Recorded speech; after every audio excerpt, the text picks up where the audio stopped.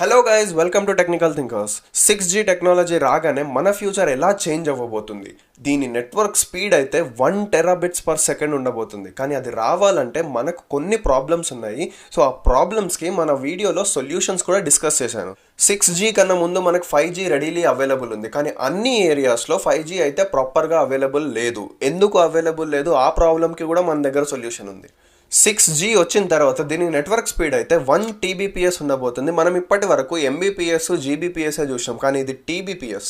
ఈ నెట్వర్క్ యొక్క లేటెన్సీ వచ్చేసి 1 మిల్లీ సెకండ్ ఉండబోతుంది అండ్ దీని ఫ్రీక్వెన్సీ వచ్చేసి టెరా హర్ట్జ్ లోకి వెళ్ళబోతుంది. ఎంత స్పీడ్ అంటే అసలు we can't even imagine. But ఇక్కడ ప్రాబ్లం ఏంటిదనంటే ఇప్పుడున్న కరెంట్ టెక్నాలజీతో మనము అంత స్పీడ్ ని యూజ్ చేయలేము. టు బి హానెస్ట్ చెప్పాలంటే మనము 5G టెక్నాలజీనే ప్రాపర్గా యూజ్ చేయలేకపోతున్నాము. మన డైలీ లైఫ్లో కంటిన్యూస్గా 1 GB పర్ సెకండ్ అంత స్పీడ్ ఆఫ్ నెట్వర్క్ని యూజ్ చేసే ఏదైనా ఒక్క డివైస్ ఉందా? ఉంటే కింద కమెంట్ సెక్షన్లో కమెంట్ చేయండి. మనకి ఎంత స్పీడ్ కావాలో దానికన్నా కొన్ని రెట్లు ఎక్కువనే మనకు 5G నెట్వర్క్ ఇస్తుంది. బట్ కొన్ని ఏరియాస్లో మాత్రమే 5G ఎక్కడైతే 100% ఇంప్లిమెంట్ అయిందో ఆ ఏరియాస్లో మాత్రమే. మరి 6G అంటారా? ఈ మొత్తం వరల్డ్లోనే దాన్ని ప్రాపర్గా యూజ్ చేసే టెక్నాలజీయే ఇంకా రాలేదు. మరి 6G టెక్నాలజీని ఎక్కడ యూజ్ చేయవచ్చు? Holographic technologies. సో మీరు రోబో సినిమాలో చూసే ఉంటారు.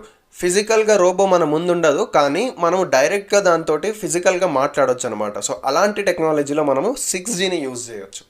ఈ హాలోగ్రాఫిక్ టెక్నాలజీని మనం ఇప్పటి వరకు యూజే చేయలేదు. ఇంకా డైలీ లైఫ్లో అంటారా, మర్చిపోండి, చాలా టైం పడుతుంది. ఇక్కడ నా పాయింట్ ఏంటిది అంటే మనము 6G ఎరాలో చాలా ఫాస్ట్గా ముందుకైతే వెళ్ళిపోతున్నాం, కానీ దాన్ని యూజ్ చేసే టెక్నాలజీలో చాలా వెనకబడి ఉన్నాము.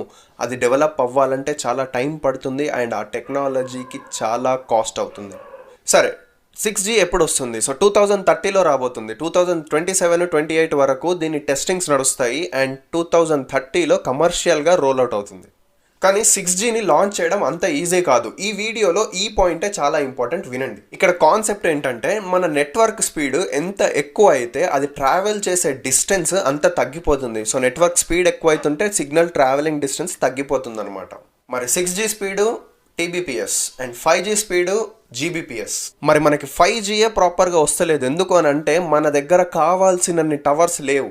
మరి 6G రావాలి అని అంటే ప్రతి ఒక్క గల్లీకి ఒక టవర్ కావాలి.